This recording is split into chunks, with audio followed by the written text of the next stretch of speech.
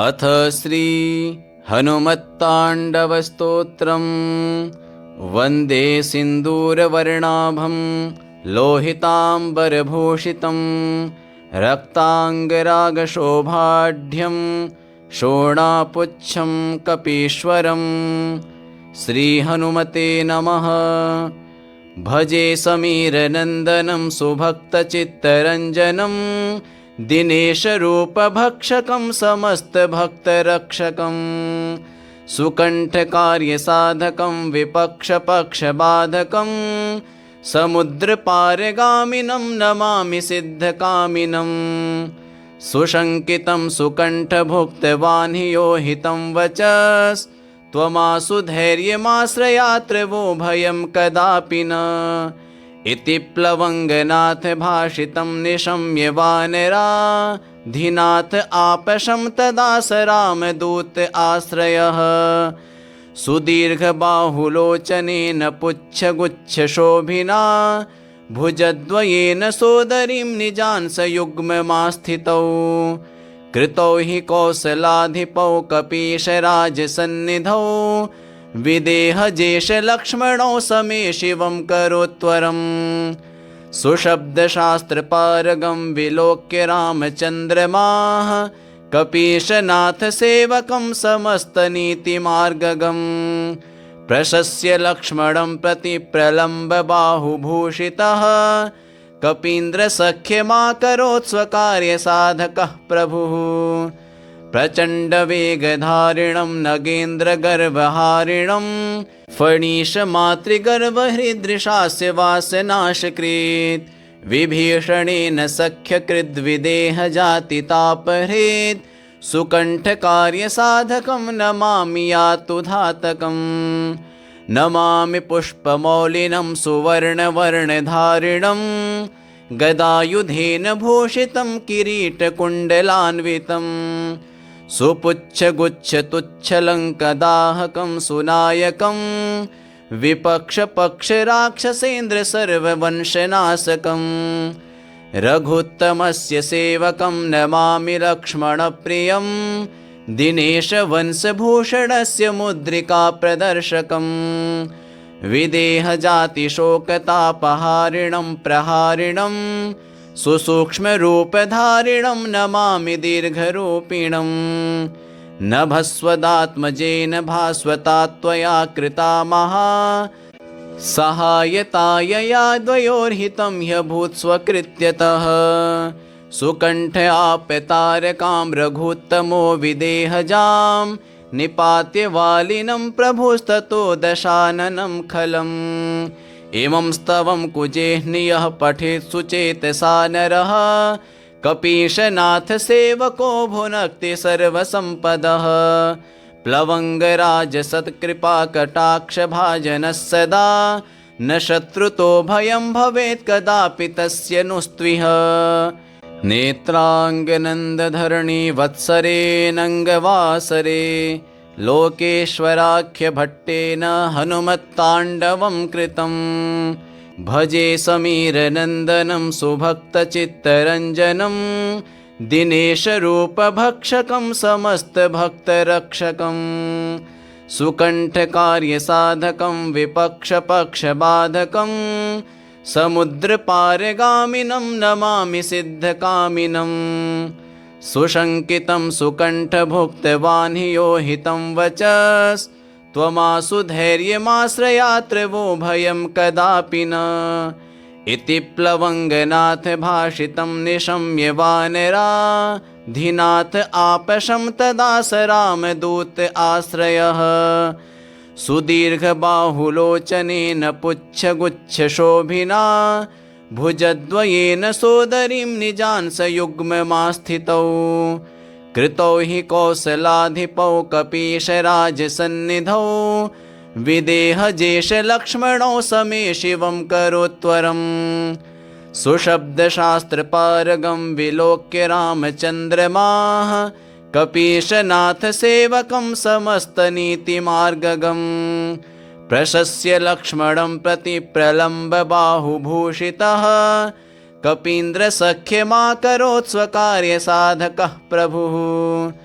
प्रचण्डवेगधारिणं नगेन्द्रगर्वहारिणं फणीशमातृगर्वहृदृशास्य वासनाशकृत् विभीषणेन सख्यकृद्विदेहजातितापहृत् सुकण्ठकार्यसाधकं नमामि यातुधातकम् नमामि पुष्पमौलिनं सुवर्णवर्णधारिणं गदायुधेन भूषितं किरीटकुण्डलान्वितं सुपुच्छगुच्छतुच्छलङ्कदाहकं सुनायकं विपक्षपक्षराक्षसेन्द्र सर्ववंशनाशकं रघुत्तमस्य सेवकं नमामि लक्ष्मणप्रियं दिनेशवंशभूषणस्य मुद्रिकाप्रदर्शकं विदेहजातिशोकतापहारिणं प्रहारिणं सुसूक्ष्मरूपधारिणं नमामि दीर्घरूपिणं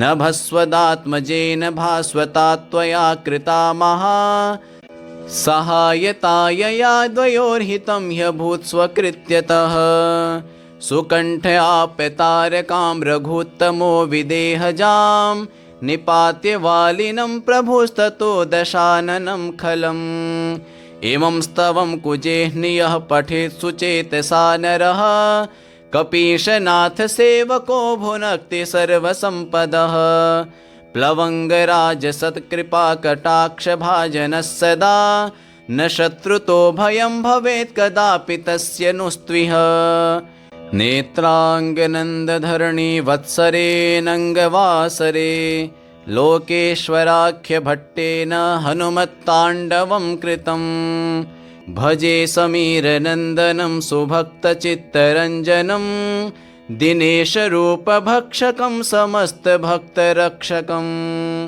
सुकण्ठकार्यसाधकं विपक्षपक्षबाधकं समुद्रपारगामिनं नमामि सिद्धकामिनं सुशङ्कितं सुकण्ठभुक्तवान् हि यो हितं वचस्त्वमासु धैर्यमाश्रयात्र वो भयं कदापि न इति प्लवङ्गनाथ भाषितं निशम्य वानराधिनाथ आपशं तदा स रामदूत आश्रयः सुदीर्घबाहुलोचनेन पुच्छगुच्छशोभिना भुजद्वयेन सोदरीं निजांसयुग्ममास्थितौ कृतौ हि कौसलाधिपौ कपीशराजसन्निधौ विदेहजेशलक्ष्मणौ समे शिवं करोत्वरम् सुशब्दशास्त्रपारगं विलोक्य रामचन्द्रमाः कपीशनाथसेवकं समस्तनीतिमार्गगं प्रशस्य लक्ष्मणं प्रति प्रलम्बबाहुभूषितः कपीन्द्रसख्यमाकरोत् स्वकार्यसाधकः प्रभुः प्रचण्डवेगधारिणं नगेन्द्रगर्वहारिणं फणीशमातृगर्वहृदृशास्य वासनाशकृत् विभीषणेन सख्यकृद्विदेहजातितापहृत् सुकण्ठकार्यसाधकं नमामि यातुधातकं नमामि पुष्पमौलिनं सुवर्णवर्णधारिणं गदायुधेन भूषितं किरीटकुण्डलान्वितं सुपुच्छगुच्छतुच्छलङ्कदाहकं सुनायकं विपक्षपक्षराक्षसेन्द्र सर्ववंशनाशकं रघुत्तमस्य सेवकं नमामि लक्ष्मणप्रियं दिनेशवंशभूषणस्य मुद्रिकाप्रदर्शकं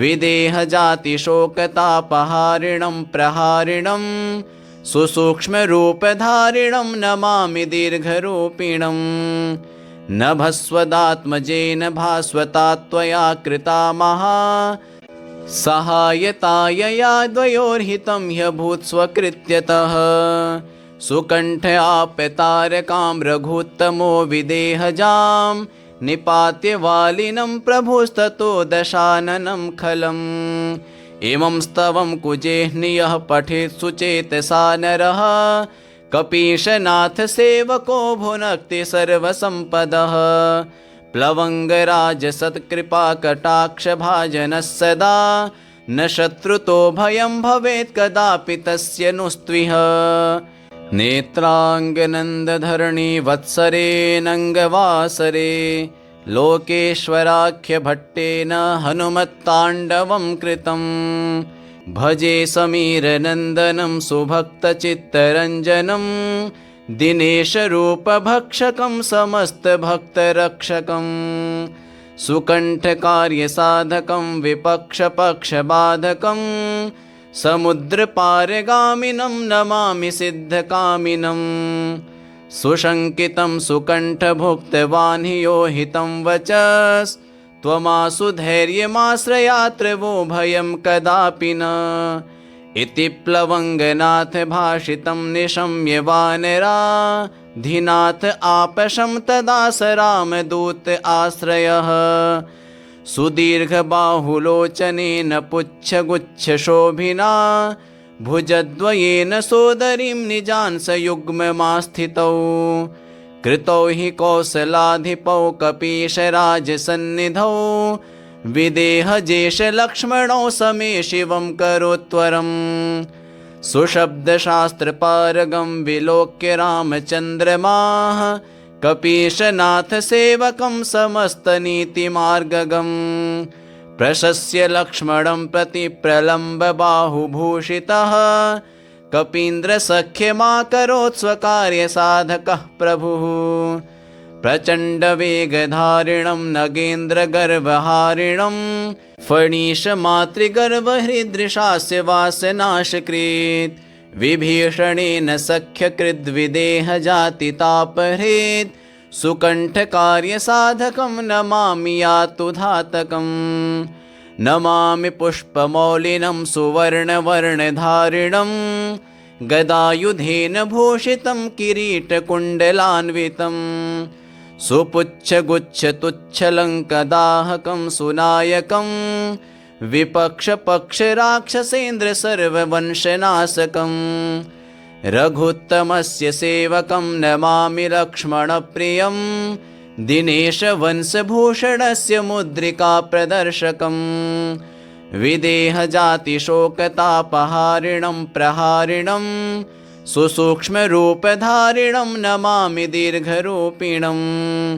नभस्वदात्मजेन भास्वता त्वया कृता महा सहायतायया द्वयोर्हितं ह्यभूत् स्वकृत्यतः। सुकण्ठ आप्यतारकां रघुत्तमो विदेहजां निपात्य वालिनं प्रभुस्ततो दशाननं खलम्। इमं स्तवं कुजेह्नियः पठेत् सुचेतसा नरः कपीशनाथसेवको भुनक्ति सर्वसम्पदः। प्लवङ्गराजसत्कृपाकटाक्षभाजनः सदा न शत्रुतो भयं भवेत् कदापि तस्य नुस्त्विह। नेत्राङ्गनन्दधरणी वत्सरेऽनङ्गवासरे लोकेश्वराख्यभट्टेन हनुमत्ताण्डवं कृतम्। भजे समीरनन्दनं सुभक्तचित्तरञ्जनं दिनेशरूपभक्षकं समस्तभक्तरक्षकं। सुकण्ठकार्यसाधकं विपक्षपक्षबाधकं समुद्रपारगामिनं नमामि सिद्धकामिनं। सुशङ्कितं सुकण्ठभुक्तवान् हि यो हितं वचस् त्वमासु धैर्यमाश्रयात्र वो भयं कदापि न। इति प्लवङ्गनाथ भाषितं निशम्य वानराधिनाथ आपशं तदा स रामदूत आश्रयः। सुदीर्घबाहुलोचनेन पुच्छगुच्छशोभिना भुजद्वयेन सोदरीं निजान् सयुग्ममास्थितौ।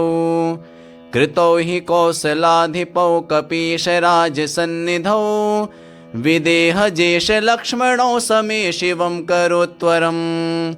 सुशब्दशास्त्रपारगं विलोक्य रामचन्द्रमाः कपीशनाथसेवकं समस्तनीतिमार्गगम्। प्रशस्य लक्ष्मणं प्रति प्रलम्बबाहुभूषितः कपीन्द्रसख्यमाकरोत् स्वकार्यसाधकः प्रभुः। प्रचण्डवेगधारिणं नगेन्द्रगर्वहारिणं फणीशमातृगर्वहृदृशास्य वासनाशकृत्। विभीषणेन सख्यकृद्विदेहजातितापहृत् सुकण्ठकार्यसाधकं नमामि यातुधातकम् नमामि पुष्पमौलिनं सुवर्णवर्णधारिणं गदायुधेन भूषितं किरीटकुण्डलान्वितं सुपुच्छगुच्छतुच्छलङ्कदाहकं सुनायकं विपक्षपक्षराक्षसेन्द्र सर्ववंशनाशकं रघुत्तमस्य सेवकं नमामि लक्ष्मणप्रियं दिनेशवंशभूषणस्य मुद्रिका प्रदर्शकं विदेहजातिशोकतापहारिणं प्रहारिणं सुसूक्ष्मरूपधारिणं नमामि दीर्घरूपिणं नभस्वदात्मजेन भास्वता त्वया कृता महा सहायतायया द्वयोर्हितं ह्यभूत् स्वकृत्यतः सुकण्ठयाप्यतारकां रघुत्तमो विदेहजां निपात्य वालिनं प्रभुस्ततो दशाननं खलम् इमं स्तवं कुजेह्नियः पठेत् सुचेतसा नरः कपीशनाथ सेवको भुनक्ति सर्वसम्पदः प्लवङ्गराजसत्कृपाकटाक्षभाजनः सदा न शत्रुतो भयं भवेत् कदापि तस्य नुस्त्विह नेत्राङ्गनन्दधरणी वत्सरेऽनङ्गवासरे लोकेश्वराख्यभट्टेन हनुमत्ताण्डवं कृतं भजे समीरनन्दनं सुभक्तचित्तरञ्जनं दिनेशरूपभक्षकं समस्तभक्तरक्षकं सुकण्ठकार्यसाधकं विपक्षपक्षबाधकं समुद्रपारगामिनं नमामि सिद्धकामिनं सुशङ्कितं सुकण्ठभुक्तवान् हि यो हितं वचस् त्वमासु धैर्यमाश्रयात्र वो भयं कदापि न इति प्लवङ्गनाथ भाषितं निशम्य वानराधिनाथ आपशं तदा स रामदूत आश्रयः सुदीर्घबाहुलोचनेन पुच्छगुच्छशोभिना भुजद्वयेन सोदरीं निजान् सयुग्ममास्थितौ कृतौ हि कौसलाधिपौ कपीशराजसन्निधौ विदेहजेशलक्ष्मणौ समे शिवं करोत्वरम् सुशब्दशास्त्रपारगं विलोक्य रामचन्द्रमाः कपीशनाथसेवकं समस्तनीतिमार्गगम् प्रशस्य लक्ष्मणं प्रति प्रलम्बबाहुभूषितः कपीन्द्रसख्यमाकरोत् स्वकार्यसाधकः प्रभुः प्रचण्डवेगधारिणं नगेन्द्रगर्वहारिणं फणीशमातृगर्वहृदृशास्य वासनाशकृत् विभीषणेन सख्यकृद्विदेहजातितापहृत् सुकण्ठकार्यसाधकं नमामि यातुधातकं नमामि पुष्पमौलिनं सुवर्णवर्णधारिणं गदायुधेन भूषितं किरीटकुण्डलान्वितं सुपुच्छगुच्छतुच्छलङ्कदाहकं सुनायकं विपक्षपक्षराक्षसेन्द्र सर्ववंशनाशकं रघुत्तमस्य सेवकं नमामि लक्ष्मणप्रियं दिनेशवंशभूषणस्य मुद्रिका प्रदर्शकं विदेहजातिशोकतापहारिणं प्रहारिणं सुसूक्ष्मरूपधारिणं नमामि दीर्घरूपिणं